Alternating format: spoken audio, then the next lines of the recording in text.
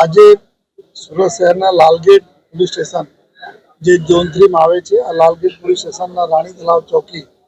જો એના અમે લોકો રેકોર્ડ જોયા તો 1867 થી આ ચોકી સ્ટાર્ટ કરવામાં આવી હતી. વચ્ચે આ ચોકી બંધ થઈ ગઈ હતી. અત્યારે ફરી તેના અમારા ઝોન 3 ડીસીપી શ્રી પિનાકિન પરમાર એની આખી પૂરી ટીમ તરફથી અને સ્થાનિક આગેવાનોના સહકારથી આ ચોકીના ફરીથી જો નિર્માણ કરવામાં આવે અને આ ચોકી આજથી આ વિસ્તારના લોકોના સેવા માટે ખુલ્લી મૂકવામાં આવે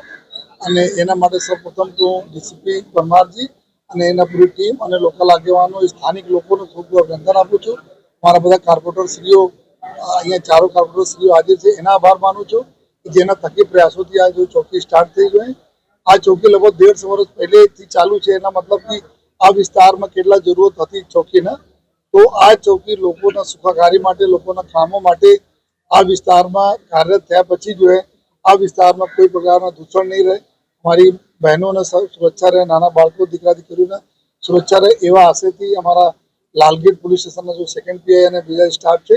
આ ખૂબ મોટી ચોકી છે. અહીંયા બેસશે જોઈએ અને આ વિસ્તારમાં બી શાંતિ જાળવશે અને ફરીથી જો આ વિસ્તારના લોકોથી અમે રિક્વેસ્ટ કરીએ છીએ જે રીતે આપના સાથ સહકારથી આ ચોકી બની છે, આ સાથ સહકાર અહીંયા દરરોજની કામગીરીમાં બધા લોકો રાખશું એ બધાને અમે અપેક્ષા પણ રાખીએ છીએ અને વિનંતી પણ.